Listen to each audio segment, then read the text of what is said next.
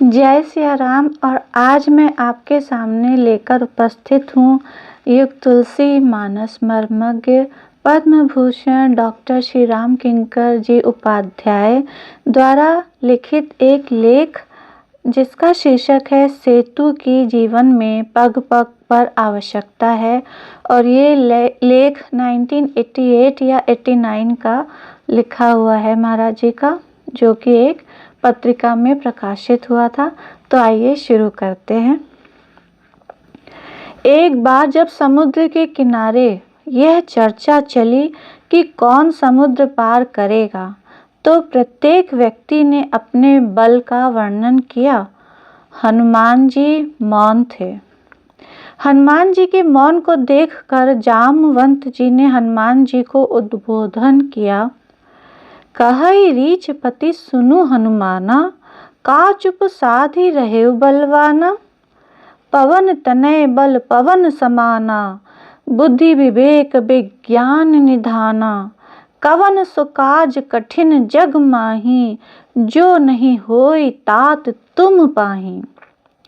हनुमान जी अचानक विशाल हो गए। सुनतहि भयो पर्वताकारा। उत्साह में हनुमान जी ने यह कहा कि आप लोग चिंता मत कीजिए, मैं अभी समुद्र लांघ कर जाता हूँ। समुद्र लांघ कर रावण को मार डालूंगा और सीता जी को उठाकर ले आऊंगा। अगर उद्देश्य केवल सीता जी को ही लाना है, तो हनुमान जी में यह सामर्थ्य है कि वे सीता जी को लंका से ला सकते हैं, रावण को मार सकते हैं। हनुमान जी कहते भी यही हैं। ली लही नांगहु जल निधि खारा, सहित सहाय रावण नहीं मारी। आनौ यहाँ त्रिकूट उपारी। पर अचानक हनुमान जी सावधान हो गए। कहीं मैं सीमा लांघ तो नहीं रहा हूँ। अगर एक नाटक खेला जा रहा है, तो नाटक में अभिनेता की यह योग्यता नहीं है कि पूरी योग्यता दिखा दे।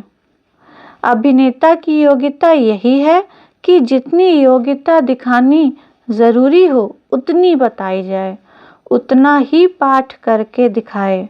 पूरा पाठ ही ना करके दिखा दे, नहीं तो पूरा नाटक ही बिगड़ जाएगा। तो हनुमान जी को तुरंत लगा कि मैं अपने पाठ से आगे बोल गया। उन्होंने जामवंत जी से तुरंत कहा, आप बताइए मुझे क्या करना चाहिए। बड़ी सुंदर बात है। यदि हनुमान जी ही सब कुछ कर लेते तो यह उनकी व्यक्तिगत सफलता बन जाती। लोग सोचते कि अकेले हनुमान कितने महान हैं, जिन्होंने रावण को मार दिया, सीता जी को ले आए। हनुमान जी का व्यक्तित्व बड़ा हो जाता, हनुमान जी की पूजा होती। लेकिन रामायण का यह उद्देश्य तो नहीं है। जामवंत जी ने तुरंत हनुमान जी को याद दिला दिया। बोले, नहीं नहीं, इतना आपका पाठ थोड़ी है। आप तो इतना करो, तात तुम जाई, सीतहि देखि कहऊ सुधि आई। हनुमान जी जाते हैं। हनुमान जी जब लौट कर आते हैं, तो उनके लौट कर आने के पश्चात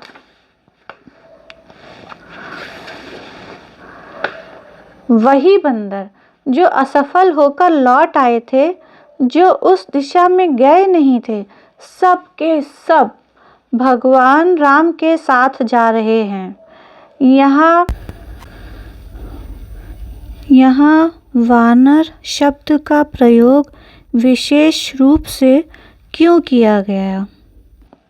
गोस्वामी जी ने सुबेल शैल की झांकी में लिखा है कि भगवान राम सुग्रीव की गोद में सिर रखकर विभीषण के कान के पास बैठे हुए हैं। अंगद और हनुमान की गोदी में प्रभु के चरण हैं। उसके बाद दोहे पर ध्यान दीजिए और उसके बाद शब्द पर ध्यान दीजिए। यही विधि कृपा रूप गुण धाम राम आसीन, धन्य ते नर एहि ध्यान जे रहत सदा लय लीन।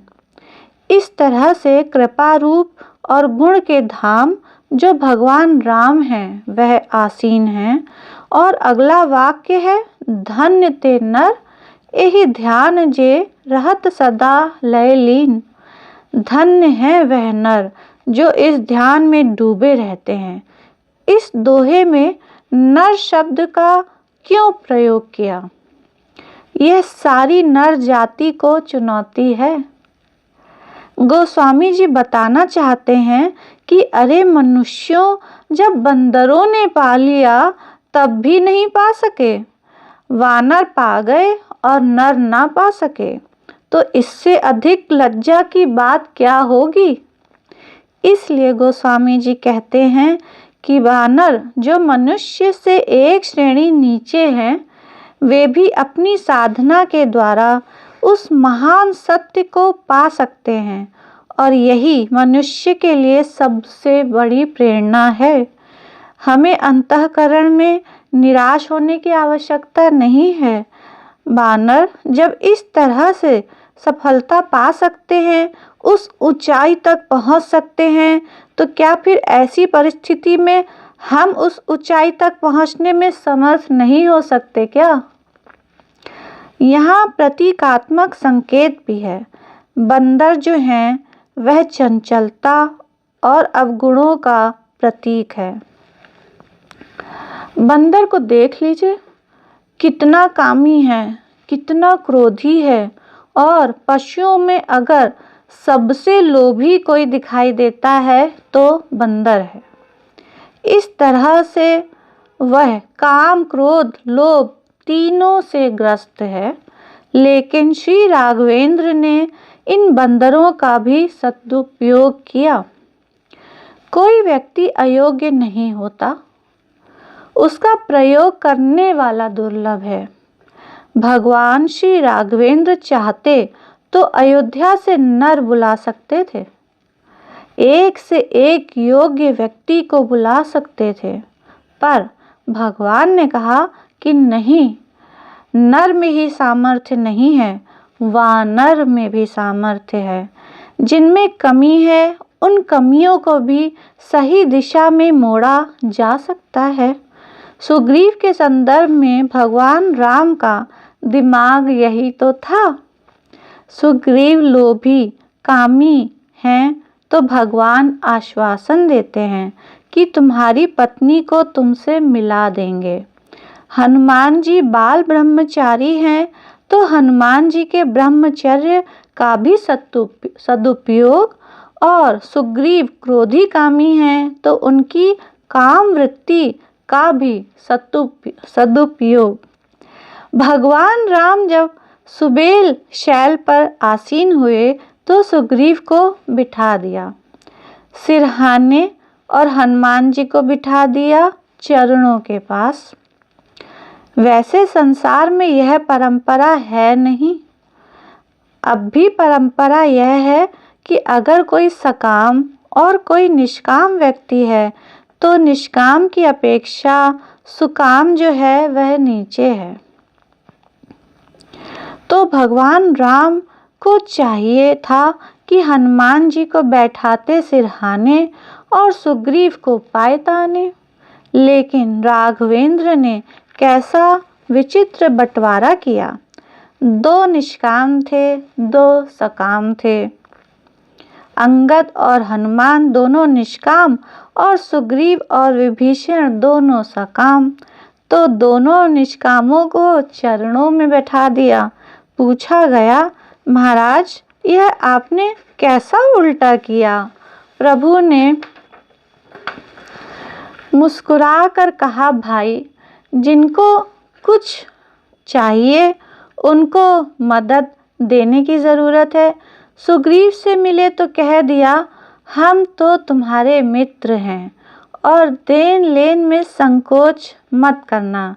हनुमान जी से कभी नहीं बोले कि देन लेन में संकोच मत करना, पर सुग्रीव से बोले। भगवान राम का तात्पर्य क्या है? सुग्रीव में ग्लानि न उत्पन्न हो, इसलिए सुग्रीव से कहा कि मैं बिल्कुल तुम्हारे जैसा हूँ, तुम अपने आप को मुझसे न्यून मत समझना कि मैं तुम पर कृपा कर रहा हूँ। बोले, क्यों, तुम्हारी पत्नी का हरण हुआ है और मेरी पत्नी का भी हरण हुआ। तुम्हारा भी राज छीना है, मेरा भी राज छीना है, इसलिए तुम्हारी हमारी मित्रता तो बहुत ही बढ़िया रहेगी। उसके बाद भगवान राम मोड़ देते हैं। लोभ है तो राज दे दिया किष्किंधा का, काम है तो पत्नी से मिला दिया, पर इसके साथ साथ धीरे से दिशा मोड़ दी। मित्र, तुम जाकर राज करो, लेकिन यह ध्यान रखना कि सीता जी का पता तुम्हें लगाना है। दुर्बल व्यक्ति का सम्मान कीजिएगा तो उसमें हीनता उत्पन्न होगी, किंतु दुर्बल व्यक्ति को भगवान सम्मान देकर उसकी ग्लानि को दूर कर देते हैं। हनुमान जी ब्रह्मचारी हैं, तो फिर हनुमान जी से कहते हैं, भाई हमारा तुम्हारा नाता तो बहुत बढ़िया है, मैं ब्रह्म तुम ब्रह्मचारी, इसलिए ब्रह्म में जो भ्रमण करे वह ब्रह्मचारी है, वह ब्रह्मचारी है। यह जो मोड़ की शैली है, उनको ले जाने की शैली है, इसका अभिप्राय यह है कि समाज में यह मत कहिए, यह मत बताइए कि व्यक्ति इन सारी दुर्बलताओं को छोड़ देंगे। इन सारी दुर्बलताओं को धीरे धीरे ऐसे मोड़ में ले जा सकते हैं। भगवान राम ने समुद्र पर पुल का निर्माण कराया, और कराया भी तो किनसे? बंदरों से, जो बंदर लौट चुके थे। मानो भगवान राम ने बंदरों से कहा कि मित्रों, इतना ही नहीं कि तुम समुद्र पार कर सकते हो, तुम तो इतने महान हो कि दूसरों को भी पार करा सकते हो। पार कराने का उपाय भी और बनाने की शक्ति भी तुम में विद्यमान है। देखो, दूसरों ने पुल बनाया होता और तुम पार कर लेते तो लगता कि दूसरों को ज़्यादा सफलता मिली, पर नहीं, तुम समुद्र पर जब सेतु का निर्माण कर सकते हो, तुम में से प्रत्येक व्यक्ति पार जाने में समर्थ नहीं है, पर जाने का मार्ग बनाने में समर्थ है। रामचरितमानस में यह सेतु निर्माण जो है, मानो एक प्रक्रिया है, और उस प्रक्रिया का तात्पर्य यह है कि समाज में छोटे से छोटा व्यक्ति भी सेतु निर्माण करने में समर्थ है। सेतु की जीवन में पग पग पर आवश्यकता है। जैसे देश में सेतु की आवश्यकता है, जाति जाति में सेतु की आवश्यकता है। अरे, जाति जाति में ही नहीं, पति और पत्नी के बीच में भी सेतु की आवश्यकता पड़ जाती है। उनमें भी खाई पैदा हो गई है, दूरी पैदा हो गई है। समाज में सर्वत्र दूरी ही दूरी दिखाई दे रही है।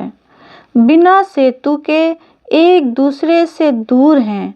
अगर सेतु बना सके तो सेतु के माध्यम से समस्याओं का समाधान हो सकता है। भगवान राम ने प्रत्यक्ष रूप से लंका में समुद्र पर सेतु का निर्माण तो बाद में कराया, लेकिन भगवान राम अपने चरित्र में आदि से लेकर अंत तक सेतु का निर्माण करते हैं। उन्होंने सारे समाज को जोड़ दिया है और समाज से सेतु का निर्माण कराकर उसकी योग्यता को उजागर किया है। तो इसी के साथ यह लेख पूरा होता है। और मैंने महाराज जी की बहुत सारी पुस्तकें पढ़ी हैं, लेकिन इस लेख को पढ़ते पढ़ते मुझे ऐसा फील हुआ कि इस एंगल से मैंने शायद कहीं और नहीं पढ़ा है, और ये पढ़कर मुझे भी बहुत प्रेरणा मिली है कि हमें भी सेतु के निर्माण का प्रयास अवश्य करना चाहिए, छोटे छोटे सेतुओं का अपने जीवन में, और ये बहुत आवश्यक है। तो इसी के साथ आपसे विदा लेती हूँ। जय जय श्री सीताराम। बोलिए सद्गुरुदेव भगवान की जय। सद्गुरुदेव भगवान अमर हैं। जय जय श्री सीताराम।